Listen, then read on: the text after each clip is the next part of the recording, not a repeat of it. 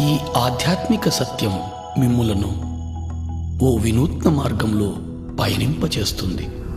ఆ మార్గం మీకు ఉన్నత జ్ఞానాన్ని, ఆనందాన్ని కలిగింపచేస్తుంది. తద్వారా మీ జీవితంలో సరికొత్త మార్పు వస్తుంది. ధ్యానం, ధ్యానానుభవాల పరంపరే ఈ ఆధ్యాత్మిక సత్యం. సంపూర్ణ ప్రశాంతతతో చూడండి. కేవలం సాక్షిగా చూడండి. పూర్తిగా మమేకమవ్వండి. దేన్ని అన్వయించకండి. ఆలోచన వస్తే ఆలోచన నిలిపి దీర్ఘంగా శ్వాసించండి. సంపూర్ణంగా లీనమవ్వండి. ఇది మీ అభ్యున్నతికి.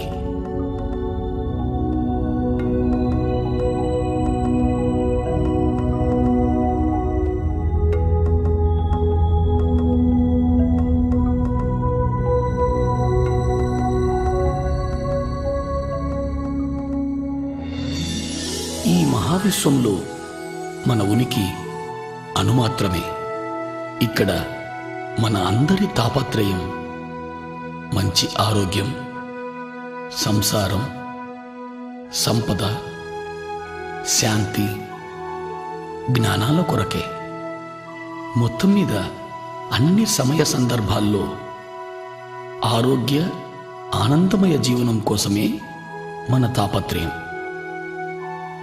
అయినా దాన్ని మనం పొందగలుగుతున్నామా? తప్పక పొందగలం.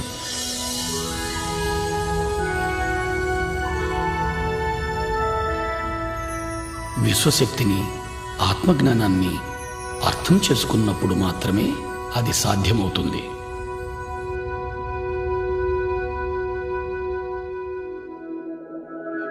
ఇప్పుడు విశ్వశక్తి గురించి తెలుసుకుందాం.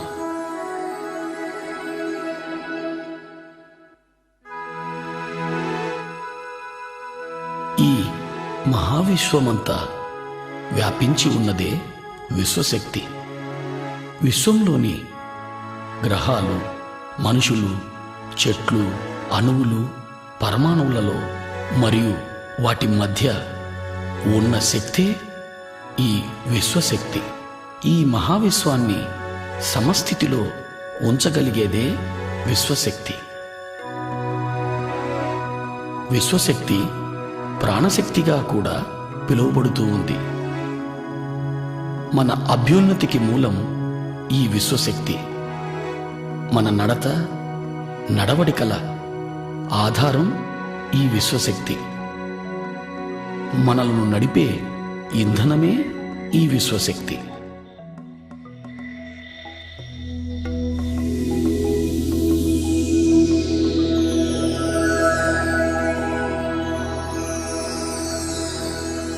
నిద్రలోనూ, సంపూర్ణ నిశ్శబ్దంలోనూ మనం కొద్దిగా ఈ విశ్వశక్తిని పొందుతున్నాం. అలా పొందిన శక్తిని మన దినచర్యలలోని మనో కార్యక్రమాలకు, అంటే చూడడం, మాట్లాడడం, కదలడం, ఆలోచించడం లాంటి అన్ని శారీరక కార్యక్రమాలకు వాడుతున్నాం. నిద్రలో పొందే ఈ పరిమిత శక్తి మన అన్ని పనులకు సరిపడదు.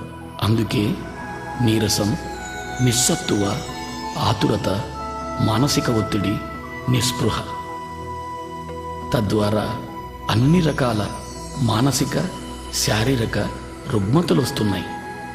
వీటి నుంచి విముక్తి పొందడానికి ఏకైక మార్గం అత్యధికంగా విశ్వశక్తిని పొందడం.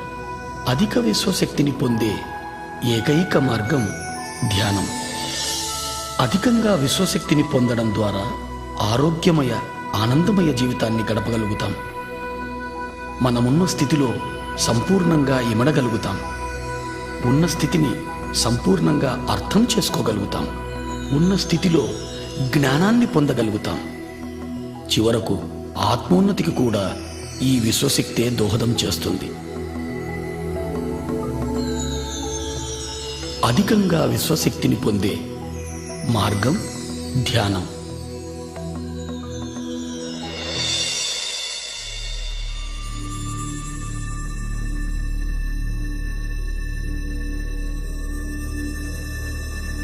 నిద్ర ఎరుకలేని ధ్యానం.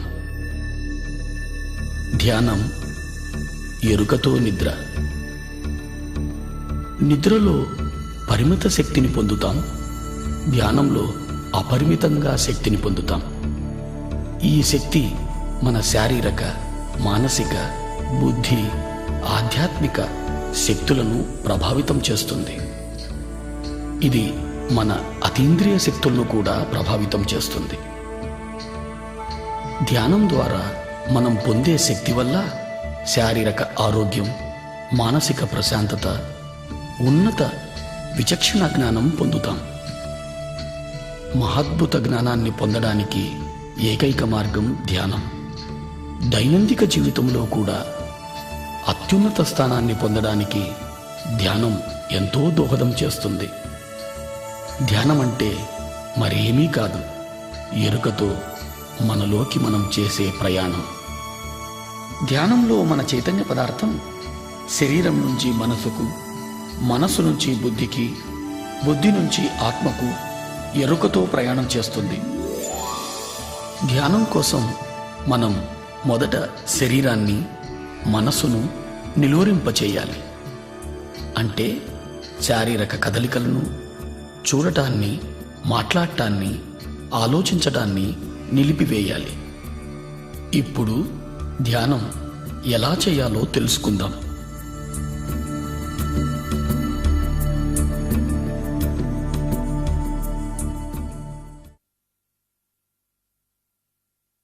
ధ్యానానికి ముఖ్యమైనది ఆసనం.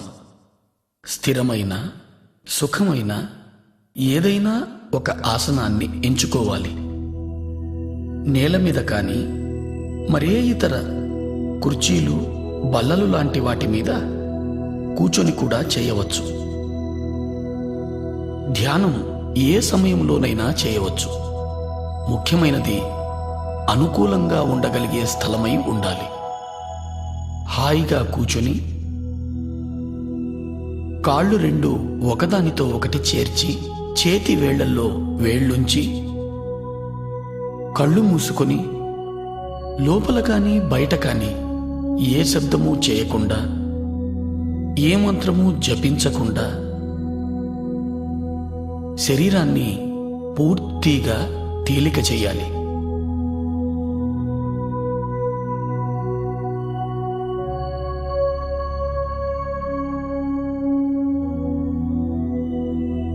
మనం కాళ్లను కలిపి చేతి వేళ్లల్లో వేళ్లు కలపడం ద్వారా మన చుట్టూ శక్తి వలయం ఏర్పడుతుంది. మన ఆసనంలో స్థిరత్వాన్ని పెంచుతుంది. కళ్ళు మనోద్వారాలు కాబట్టి కళ్ళు రెండు మూసుకోవాలి. మంత్రోచ్చారణ కానీ, మరే ఇతర శబ్దం కానీ చేయడం మనసు చేసే పని కాబట్టి దాన్ని సంపూర్ణంగా నిలిపివేయాలి. ఎప్పుడు శరీరం సంపూర్ణంగా స్థిమితమవుతుందో అప్పుడు చైతన్యం శరీర పదార్థం నుంచి మనోబుద్ధి పదార్థాల వైపు ప్రయాణం చేస్తుంది. మనస్సు మరేమీ కాదు, ఆలోచనల పుట్ట. అనుక్షణం ఎన్నో ఆలోచనలు మొదలవుతూనే ఉంటాయి. వాటి వెనుక మరెన్నో ప్రశ్నలు, తెలిసినవి, తెలియనివి. చైతన్య పదార్థాన్ని మనోబుద్ధి పదార్థాల నుంచి ఆత్మవైపు ప్రయాణింపచేయడానికి మనం చేయవలసిన పని మన సహజమైన శ్వాసను గమనించడం. గమనించడం అనేది ఆత్మ యొక్క ప్రక్రియ. సాక్షిభూతంగా సహజ శ్వాసను గమనిస్తూ ఉండాలి. ప్రయత్నపూర్వకంగా శ్వాస ప్రక్రియను చేయరాదు. తనకు తానుగా శ్వాస ప్రక్రియ జరుగుతూ ఉండాలి. సాక్షిగా సహజమైన శ్వాసను గమనిస్తూ ఉండాలి. ఇదే ధ్యానానికి మూలం. ఇదే ధ్యానానికి మార్గం.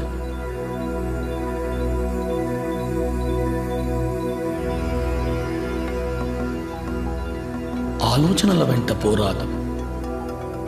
ప్రశ్నలలో చిక్కుకోరాదు. ఆలోచనలను తుంచి ధ్యాసను శ్వాస వైపు మరల్చాలి. సహజమైన శ్వాసను మాత్రమే గమనిస్తూ ఉండాలి.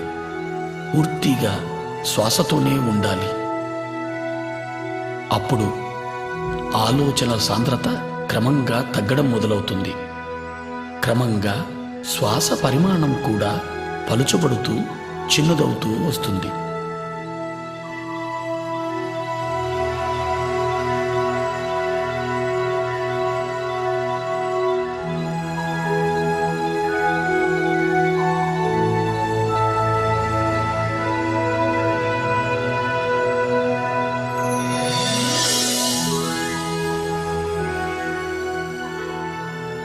చివరకు పూర్తిగా చిన్నదై రెండు కన్నుమొమ్మల మధ్య చిన్న వెలుగుగా ఉండిపోతుంది. ఈ స్థితిలో ఆలోచనలు ఉండవు, శ్వాస కూడా ఉండదు. ఇదే ఆలోచన రహిత స్థితి. ఇదే నిర్మల స్థితి. ఇదే ధ్యాన స్థితి.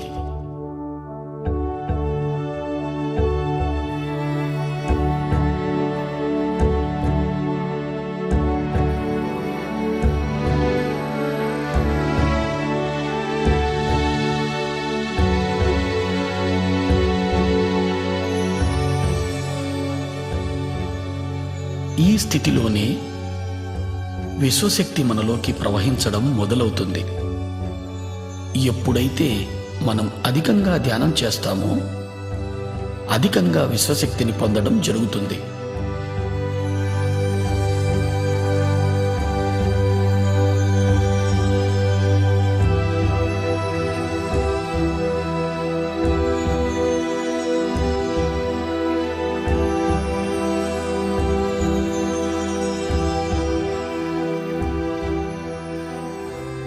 అలా పొందిన విశ్వశక్తి మన ప్రాణమయ శరీరంలోకి ప్రవహిస్తుంది.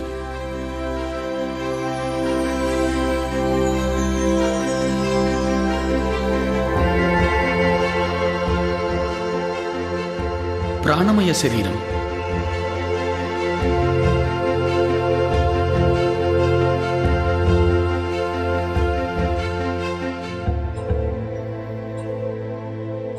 ఈ ప్రాణమయ శరీరం సుమారు 72,000కు పైగా నాడులతో నిర్మితమై శరీరం అంతా వ్యాపించి ఉంది. ఈ నాడులన్నీ తలపై మధ్య భాగం నుంచి మొదలవుతాయి. ఈ మొదలయ్యే భాగాన్ని బ్రహ్మరంధ్రము అంటారు.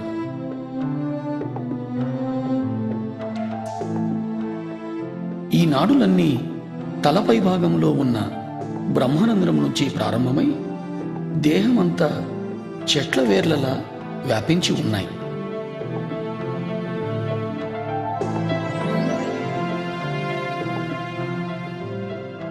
ఈ ప్రాణమయ శరీరమే మన జన్మ నిర్మాణానికి మూలం. ఈ ప్రాణమయ శరీరమే మన నడతకు, నడవడికకు ఆధారం.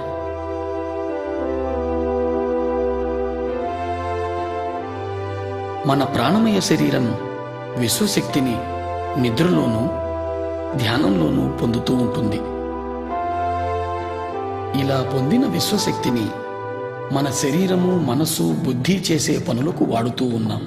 అనగా శారీరక ప్రక్రియలు, చూడడం, మాట్లాడడం, ఆలోచించడం మొదలైనవి. ఈ ప్రక్రియలన్నీ కూడా మనము తీసుకునే విశ్వశక్తిపైనే సంపూర్ణంగా ఆధారితమై ఉన్నాయి.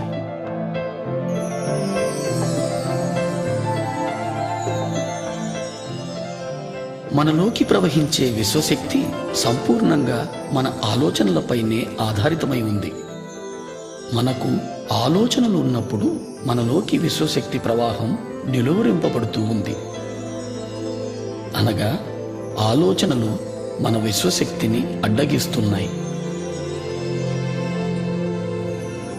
ఎప్పుడైతే విశ్వశక్తి ప్రవాహం ప్రాణనాడులలో తగ్గుతుందో అప్పుడు ప్రాణనాడులు కుంచించుకుపోతాయి.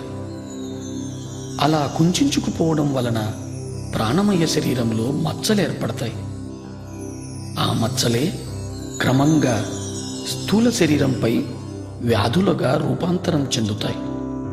అంటే అన్ని రోగాలకు మూలం ప్రాణమయ శరీరంలో ప్రాణశక్తి లోపం.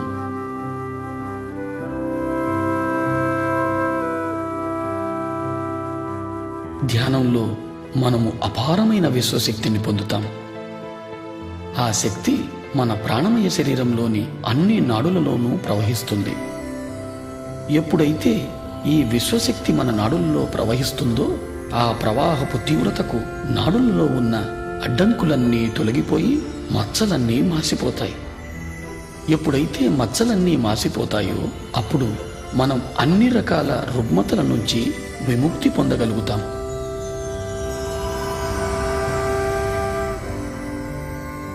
ఎప్పుడు ఈ విశ్వశక్తి మన బ్రహ్మరంధ్రం గుండా ప్రవహించడం మొదలవుతుందో తలభాగం భారంగా ఉన్నట్లు అనిపిస్తుంది, లేదా శరీరం అంతా కూడా భారంగా అనిపించవచ్చు. ప్రాణనాడులలో ప్రాణశక్తి ప్రవహిస్తూ శుద్ధి చేస్తున్నప్పుడు ఆ ప్రదేశంలో దురద పెట్టినట్టు గాని నొప్పిగా గాని అనిపించవచ్చు.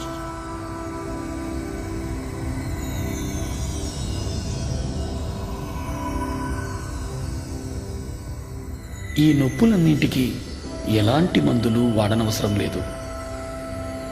ధ్యాన సమయాన్ని పెంచడంతో ఈ నొప్పులన్నీ తగ్గిపోతాయి.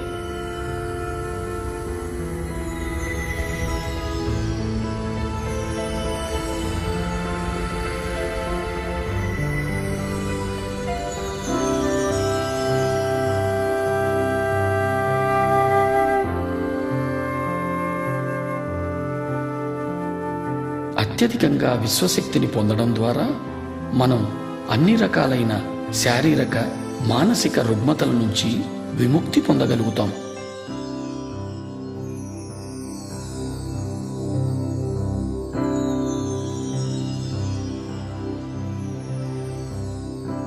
ధ్యానాన్ని పిరమిడ్లో చేస్తే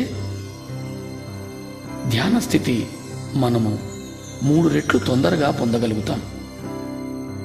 ఇప్పుడు మనం పిరమిడ్ యొక్క శక్తిని గురించి తెలుసుకుందాం.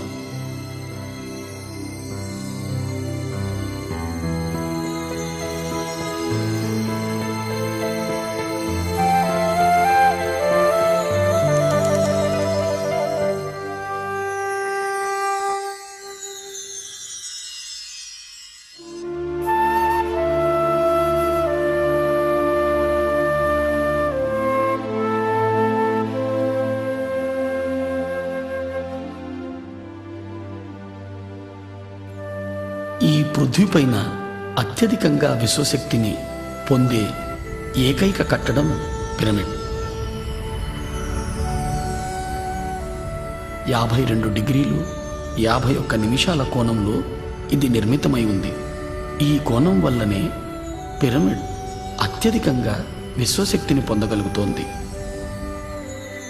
పిరమిడ్ని ఏ పదార్థంతోనైనా నిర్మించవచ్చు. పదార్థాల వల్ల పిరమిడ్ పొందే విశ్వశక్తిలో ఏ మార్పు రాదు. పిరమిడ్ని అన్ని దిక్కులకు సమంగా ఉంచాలి. అంటే తూర్పు, పడమర, ఉత్తరం, దక్షిణం అన్ని వైపులకు.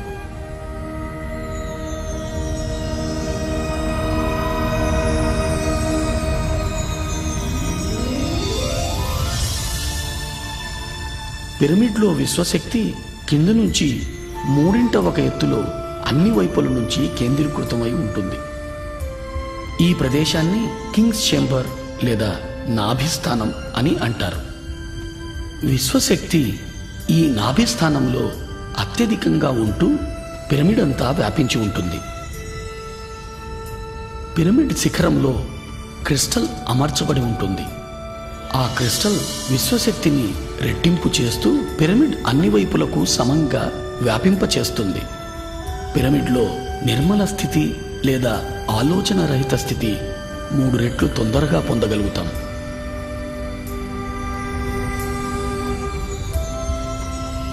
పిరమిడ్లో ధ్యానం ఇతర లోకాలతో అనుసంధానానికి దోహదం చేస్తుంది. పిరమిడ్లో ధ్యానం అన్ని రకాల రుగ్మతల నుంచి విముక్తుల్ని చేస్తుంది. అన్ని రకాల ధ్యానానుభవాల కోసం పిరమిడ్ ధ్యానం ఎంతో ఉపయోగపడుతుంది.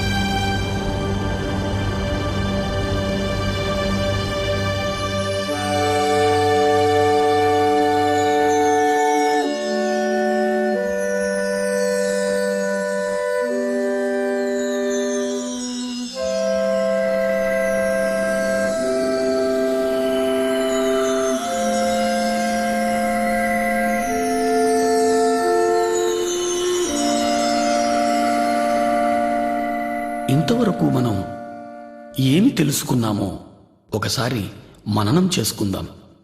ధ్యానం చైతన్య పదార్థం ఆత్మవైపు చేసే ప్రయాణం. దాని కొరకు శరీరాన్ని, మనసును, బుద్ధిని దాటాల్సి ఉంటుంది. స్థిర సుఖ ఆసనాన్ని ఎంచుకోవడం ద్వారా శారీరక విశ్రాంతిని పొంది తద్వారా చైతన్య పదార్థం మనోబుద్ధి పదార్థాల వైపు ప్రయాణిస్తుంది. మన సహజ శ్వాసను గమనించడం ద్వారా మనోబుద్ధి పదార్థాల నుంచి ఆత్మవైపు ప్రయాణం చేస్తుంది.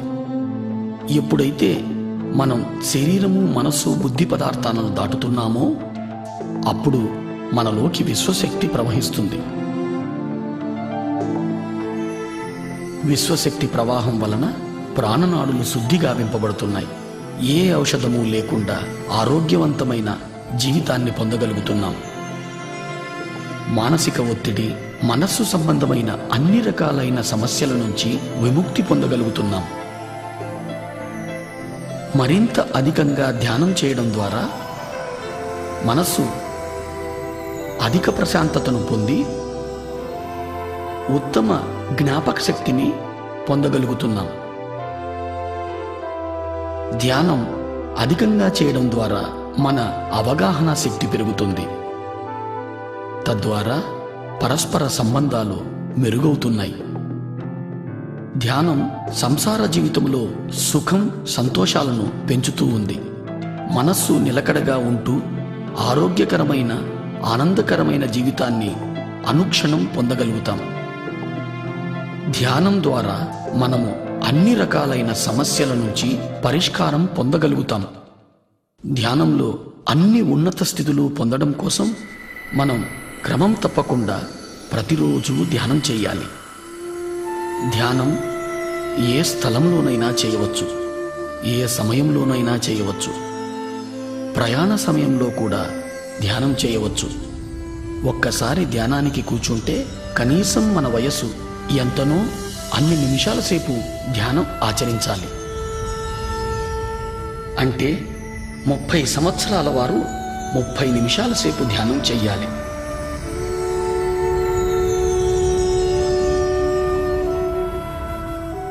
ధ్యానం కోసం సంసార జీవితాన్ని త్యజించనవసరం లేదు.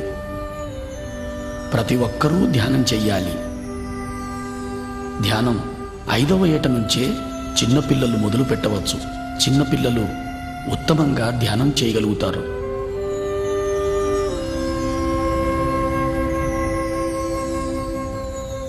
ధ్యానం నేర్వడం కోసం ఏ గురువు కోసము వెతకనవసరం లేదు. మన గురువు మనలోనే ఉన్నాడు. మన శ్వాసే మన గురువు. ఇది ప్రతి ఒక్కరికి వర్తిస్తుంది.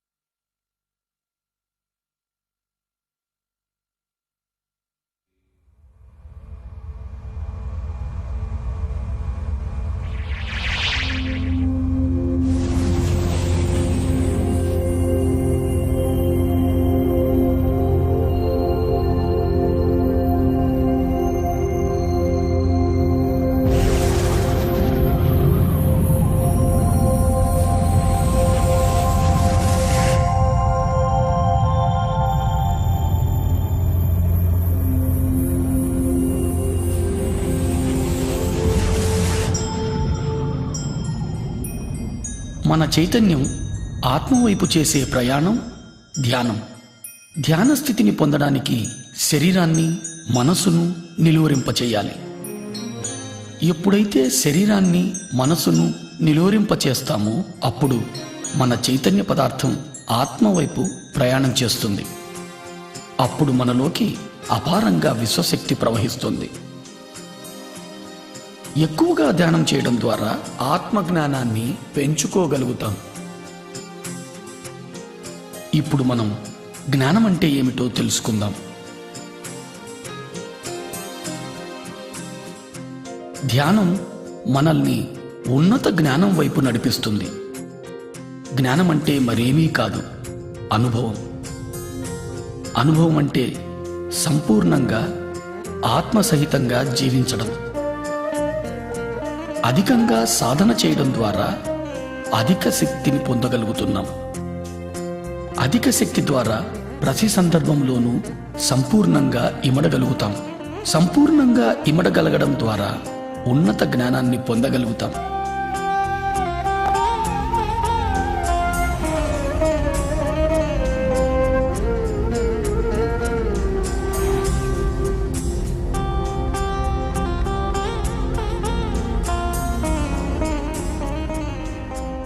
జ్ఞానం ద్వారా ఉన్నతమైన అవగాహన శక్తిని పెంపొందించుకోగలుగుతాం.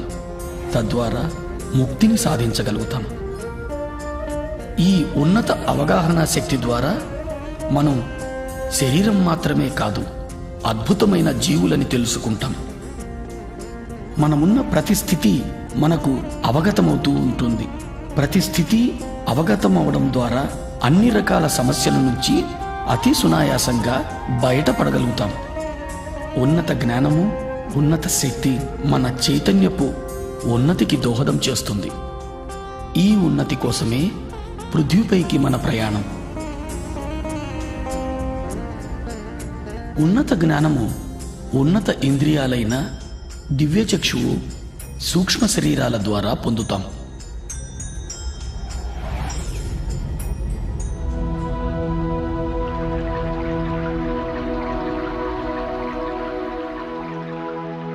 దివ్యచక్షువు అద్భుతమైన ఆత్మ యొక్క ఇంద్రియం. ఉన్నత లోకాల్లో చూడటానికి, వినడానికి, అనుభూతి పొందడానికి ఉపయోగపడే అద్భుతమైన ఇంద్రియమే ఈ దివ్యచక్షువు.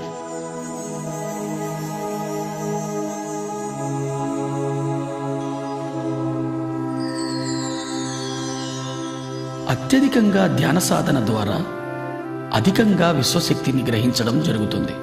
అధికంగా పొందిన విశ్వశక్తి మనలో దివ్యచక్షువును ఉత్తేజితం చేస్తుంది. ధ్యానికి ఇదో అద్భుతమైన అనుభవం.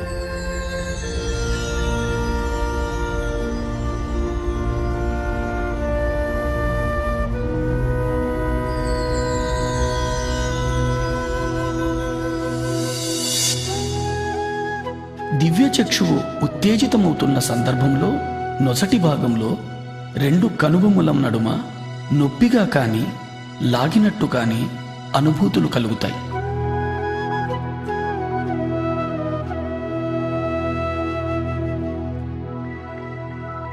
రకరకాల వర్ణాలు మన చుట్టూ పరిభ్రమిస్తున్నట్టు తెలుస్తుంది.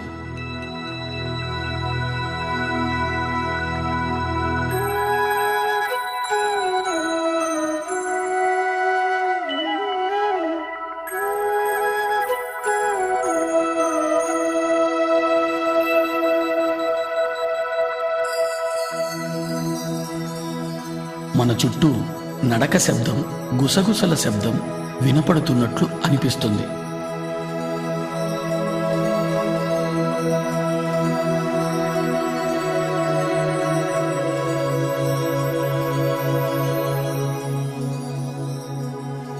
మనం ఓ పెద్ద చీకటి సొరంగంలో ప్రయాణిస్తున్న అనుభూతి కలుగుతుంది.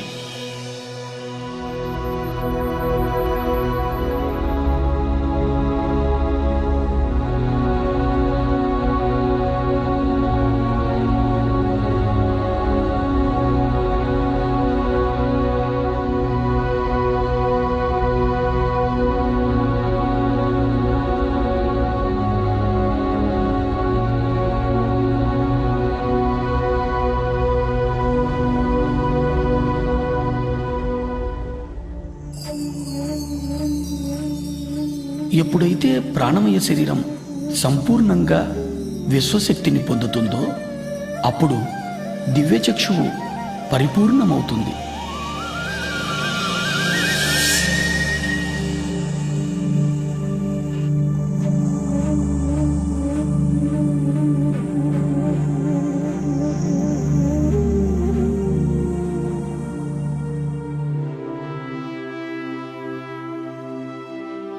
దివ్యచక్షువు పరిపూర్ణం పొందిన తరువాత మనం సుస్పష్టమైన దృశ్యాలను ఈ లోకానికి ఇతర లోకానికి చెందినవి చూడగలుగుతాం. ఈ పరిపూర్ణత వలన ప్రతి దృశ్యము సాధారణ కళ్ళ కంటే కూడా ఎంతో స్పష్టంగా చూడగలుగుతాం.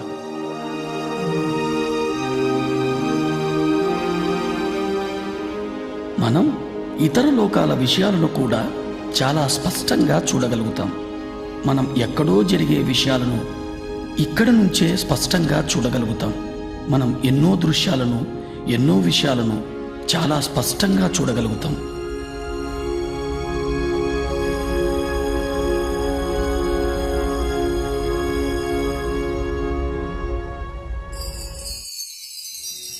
ఎన్నో రకాల శబ్ద తరంగాలను అంతరంగంలో వినగలుగుతాం.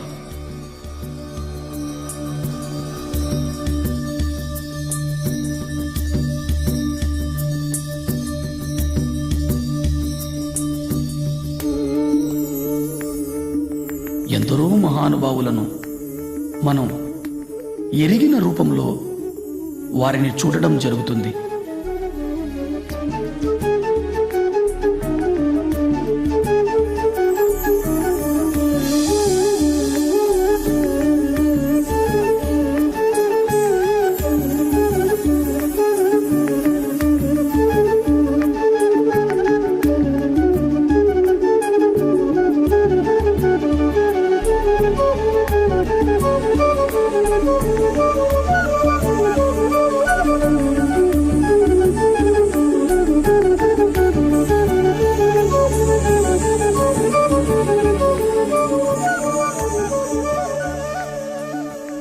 ఇంకా అధికంగా ధ్యానం చేయడం ద్వారా వ్యక్తి రూపంగా కనిపించే మహానుభావులు జ్యోతి రూపంలో కనిపించడం జరుగుతుంది.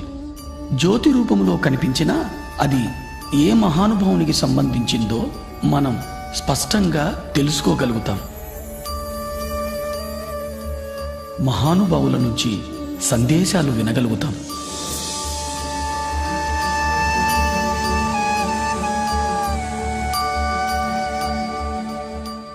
చీకటి సొరంగంలో ప్రయాణిస్తూ చివరకు దివ్యమైన తేజంలో లీనమవుతున్నట్టు అనుభూతి పొందుతాం.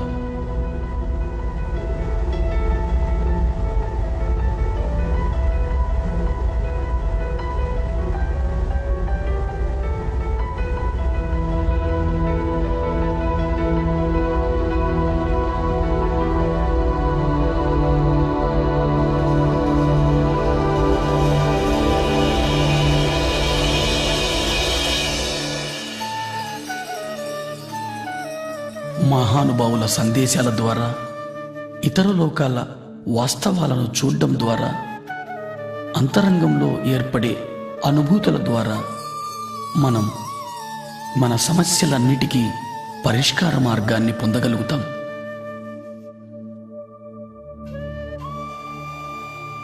తద్వారా మన నడత మారుతుంది, మన నమ్మకాలలో మార్పు వస్తుంది. ఇదే ఈ దివ్యచక్షువు ద్వారా మనం పొందే అద్భుతమైన అనుభవం. ఈ దివ్యచక్షువు అనుభవం తరువాత మన దైనందిక జీవితంలో కూడా ఎన్నో ఉన్నతమైన మార్పులను గమనించడం జరుగుతుంది.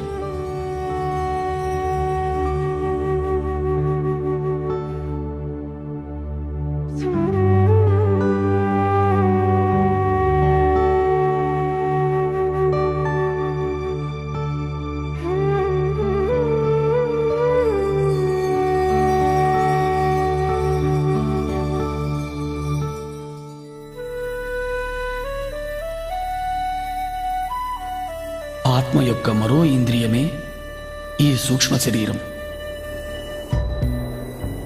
ఇతర లోకాలలో విహరించడానికి, ఇతర లోకాల జ్ఞానాన్ని పొందడానికి ఉపయోగపడే సాధనం సూక్ష్మ శరీరం. సూక్ష్మ శరీరం మన చైతన్య పదార్థపు మరో రూపం, మన స్థూల శరీరపు ప్రతిరూపంలా ఉంటుంది. సాధారణ స్థితిలో చైతన్య పదార్థం మన స్థూల శరీరమంతా వ్యాపించి ఉంటుంది.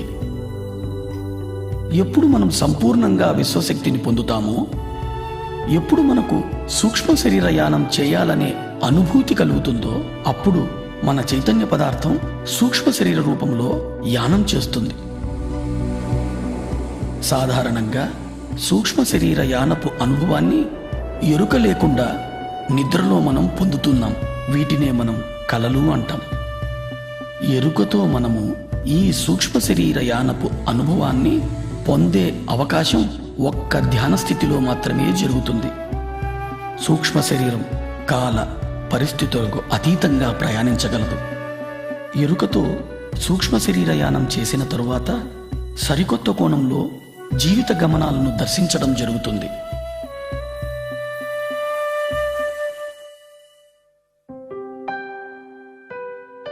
ధ్యానంలో అత్యధికంగా విశ్వశక్తిని పొందినప్పుడు శరీరమంతా వ్యాపించి ఉన్న చైతన్య పదార్థం ఒక కేంద్రం వైపు ప్రయాణించడం జరుగుతుంది. చైతన్య పదార్థం కేంద్రం వైపు ప్రయాణించేటప్పుడు స్థూల శరీరంలో కదలికలు ఏర్పడతాయి.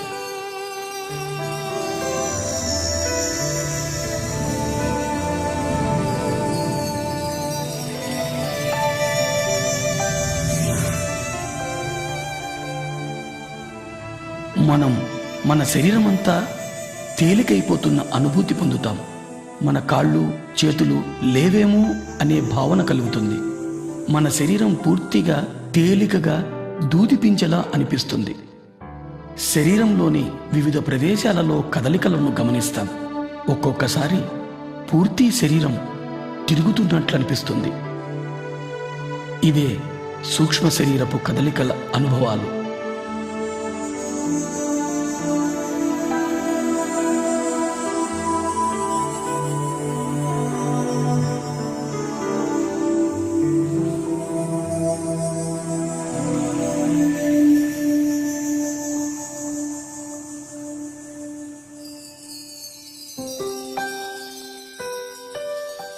తీవ్ర ధ్యాన సాధన చేయడం ద్వారా అత్యధిక విశ్వశక్తిని పొందడం జరుగుతుంది. శరీరమంతా వ్యాపించి ఉన్న చైతన్య పదార్థం సూక్ష్మ శరీర రూపం ధరించి విపరీతమైన వేగంతో కదలడం జరుగుతుంది. తద్వారా స్థూల శరీరంలో కదలికలు ఏర్పడతాయి. ఆ కదలికల తరువాత సూక్ష్మ శరీరం స్థూల శరీరం నుంచి వెలుపలికి వస్తుంది.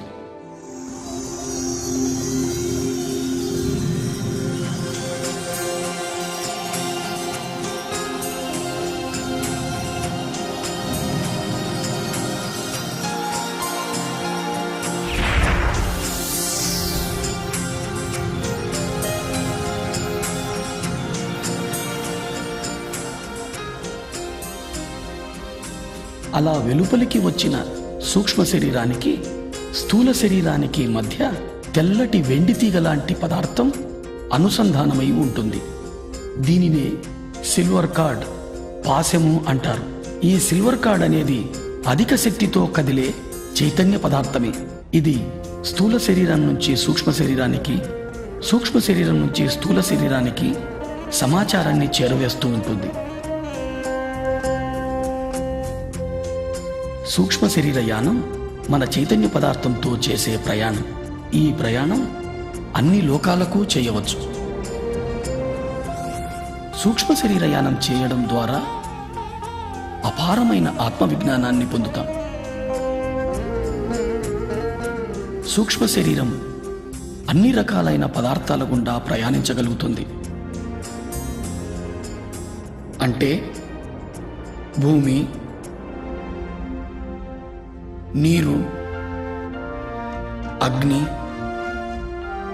ఆకాశం, వాయువు.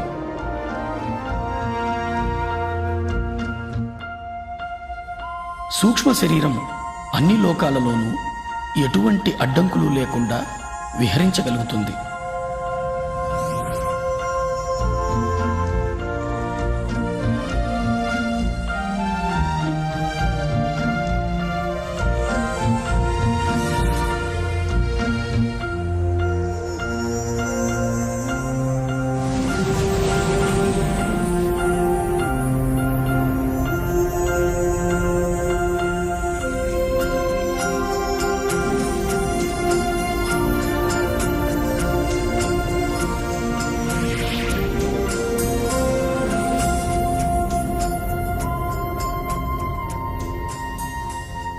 సూక్ష్మ శరీరం బయటకు వచ్చిన తరువాత స్థూల శరీరాన్ని చూడడం జరుగుతుంది. ఇది ఓ మహత్తరమైన అనుభవం.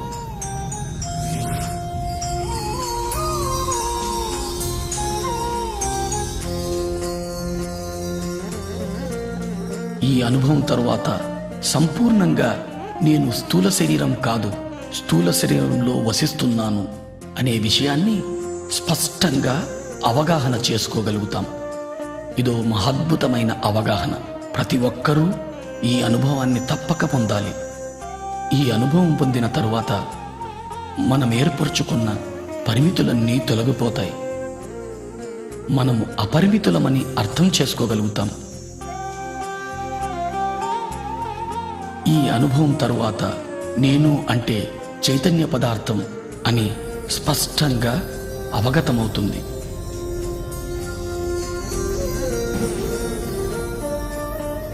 సరికొత్త కోణంలో జీవితాన్ని దర్శించడం మొదలవుతుంది.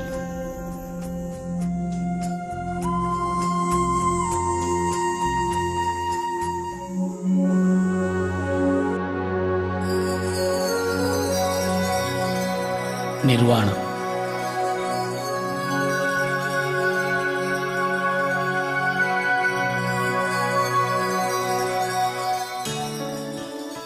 అధిక ధ్యాన సాధన ద్వారా అధిక విశ్వశక్తిని పొందడం జరుగుతుంది.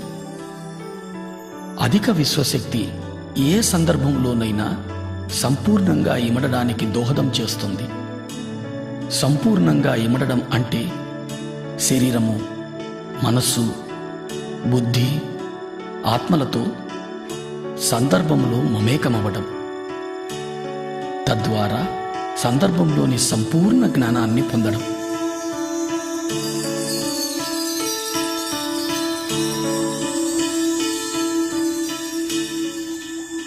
సాధారణ వ్యక్తి జీవితంలో అనుభవాలను మాత్రమే పొందుతాడు. అనుభవంలో ఇమిడి ఉన్న జ్ఞానాన్ని అవగతం చేసుకోలేడు. ఎందుకంటే అనుభవాలను స్థూల రూపంలో మాత్రమే చూడగలుగుతాడు. ధ్యాని జీవితానుభవాలను సంపూర్ణంగా అవగతం చేసుకోగలుగుతాడు. ఎందుకంటే ధ్యానికి తెలుసు తాను శరీరం మాత్రమే కాదు, శరీరంలో నివసిస్తున్నాను అని. తనకు తెలుసు జీవితంలో ఏర్పడే అనుభవాలన్నీ కూడా తన ఆత్మోన్నతి కోసమేనని. ధ్యానంలో అనుభవాలు పొంది వాటి ద్వారా పొందిన జ్ఞానాన్ని జీవితానికి అన్వయింపచేసుకున్నప్పుడు సరికొత్త అవగాహన శక్తి లభిస్తుంది. ఈ సరికొత్త అవగాహన శక్తి ద్వారా జీవితాన్ని వేల కోణాల్లో దర్శించడము, అనుభవించడము, అవగతం చేసుకోవడము జరుగుతుంది. తద్వారా మన అవగాహన శక్తి, మన దృక్పథము, మన జ్ఞానము అన్నీ మరింతగా విస్తారింపబడతాయి. ఇది మన చైతన్య విస్తారానికి దోహదం చేస్తుంది.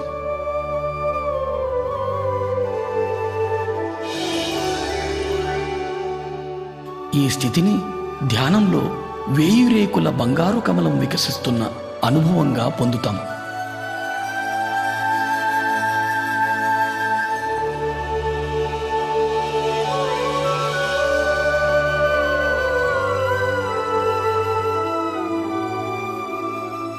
ప్రతి ఒక్క రేకు జీవితపు ఒక సరికొత్త కోణపు అవగాహన.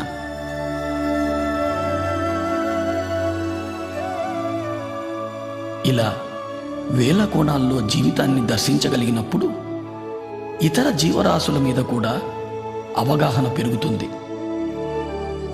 ఈ అనుభవం ద్వారా మనకు చాలా స్పష్టంగా అర్థమయ్యే సత్యం మనకు చావు లేదు అని, మనం సదా జీవించి ఉన్న చైతన్య పదార్థాలు అని. పుట్టుక, చావుల సంపూర్ణ జ్ఞానాన్ని అవగతం చేసుకోగలుగుతాం.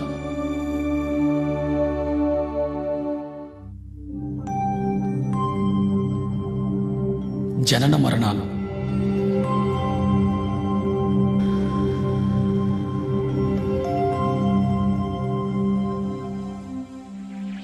మనం విశ్వ చైతన్యం నుంచి అంశగా విడివడి పృథ్వీపైకి చేరుతున్నాం.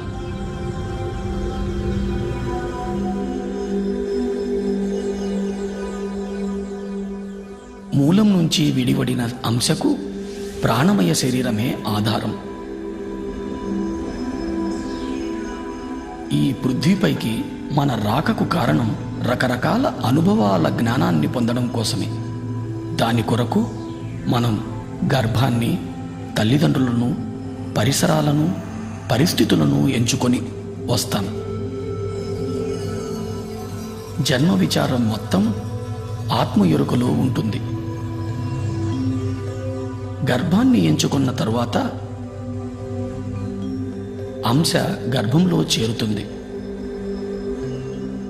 ఎప్పుడైతే అంశ గర్భాన్ని చేరుతుందో గర్భస్థ శిశువుకు ప్రాణం చేకూరుతుంది.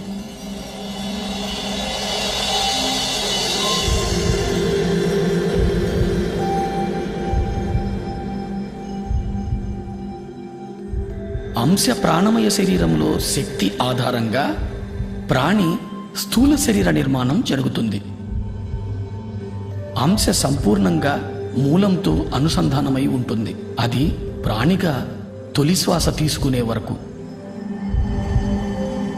తల్లి గర్భంలో నుండి బయటకు రాగానే ప్రాణిగా బయటి శ్వాస తీసుకోవడం జరుగుతుంది. ఇదే జననము అంటారు.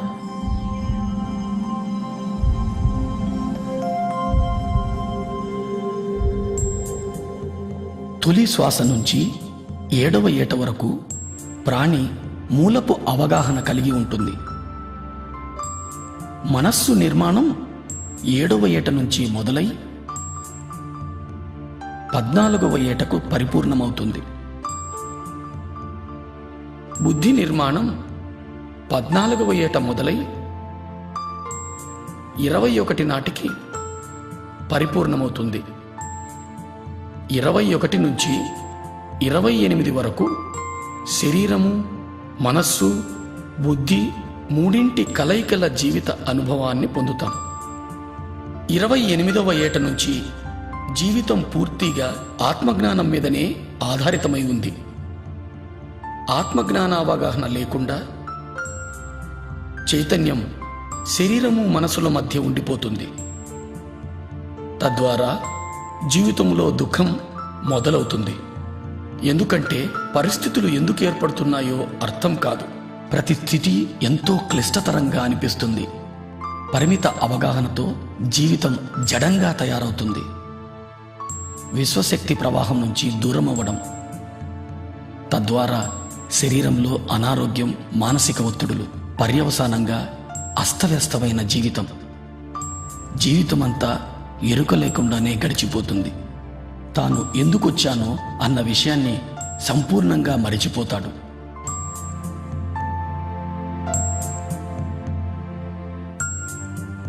అస్తవ్యస్త అవగాహన మూలంగా యవ్వనం, వృద్ధాప్యం గడిపి చివరకు శరీరం వదిలిపోతాడు.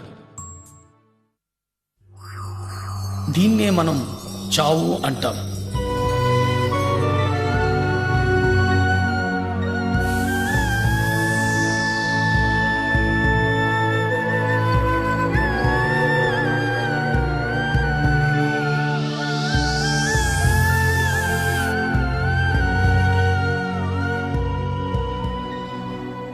మరణం తరువాత కూడా జడమైన మనస్సు చైతన్యాన్ని మూలానికి చేరనీయదు.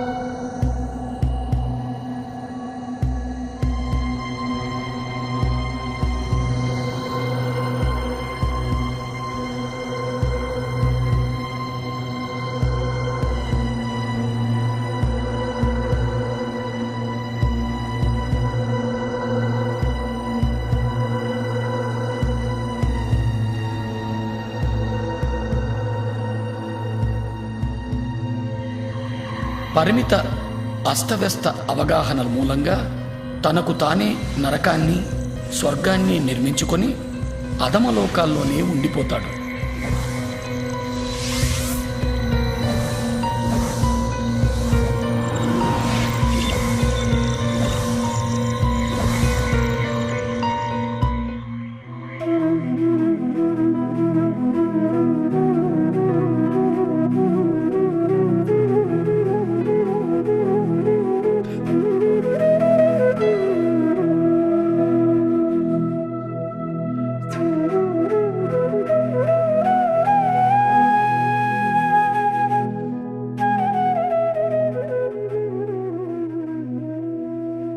మన చైతన్యాన్ని ఆత్మలో అనుసంధానం చేసి జీవించడం జరుగుతుందో అప్పుడు అన్ని సందర్భాలలోనూ ఆనందమయంగానే జీవించడం జరుగుతుంది. మరణానంతరం కూడా అధమలోకాల్లో కాక నేరుగా మూలానికే చేరుకుంటాడు.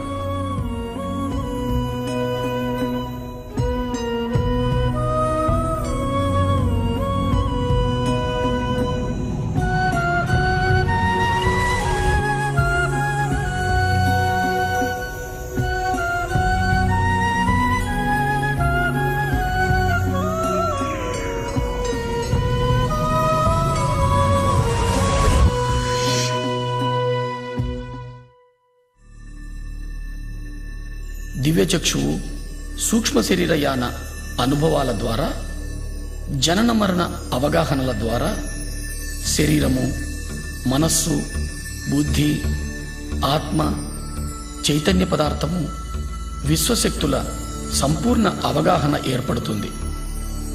నేను అంటే చైతన్య పదార్థమని, చైతన్య పదార్థం అంటే విశ్వశక్తి జ్ఞానాల కలయిక అని పరిపూర్ణ అవగాహన ఏర్పడుతుంది.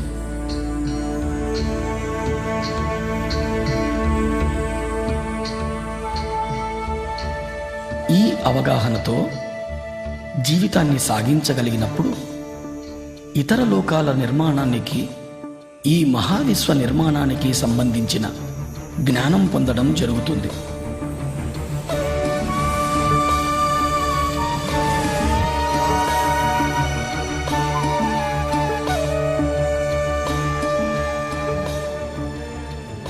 ఈ జ్ఞానంతో మనం అద్భుత సృష్టికర్తలు కాగలం.